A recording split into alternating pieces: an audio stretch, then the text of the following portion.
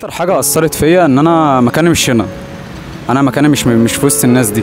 انا خدت خطوه غلط في حياتي وعمري ما هتتكرر تاني، وما انصحش اي حد ان هو ياخد خطوه زي دي. الهجره الغير شرعيه. ايه اللي حصل؟ لا حاجات كتير. هو في الاساس يعني انت بتبقى فكره مبنيه غلط في دماغك ان انت هتروح بقى تلاقي الدنيا هناك جميله، في فلوس، في ليله تانية خالص، وبتيجي ماشي مفيش اي حاجه من دي بتحصل معاك. ابسط ما فيها ان انت بتترمي رميه في الجبل ملهاش اي 60 لازمه، بتتعرض للموت من اي حد مش من حد واحد، بتتعرض للموت من اي حد مش من حد واحد. ايه اللي حصل معايا ان انا مشيت من هنا عن طريق ليبيا ورجعت زي ما حد رجع، زي ما اي حد اتمسك. ليه؟ عشان انت بتركب بحر ودنيا تانية، والله العظيم دنيا تانية، بترمي نفسك في الموت فعلا.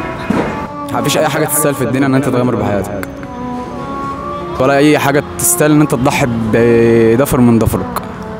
ضفر اللي هو ربنا مديهولك ده نعمه من عنده، ان انت فاهم يعني ايه تنتزع الشعور بتاع الرغبه في الحياه بعد كده ترد. ما تجازفش، العمر مش بعزقه والشده مش هتطول. لو يوم فشلت ترجع وابدأ من الاول. اما المخاطره بلاش، صدقني مش مستاهله. رزقك ومكتوب لك مهما في يوم تعمل.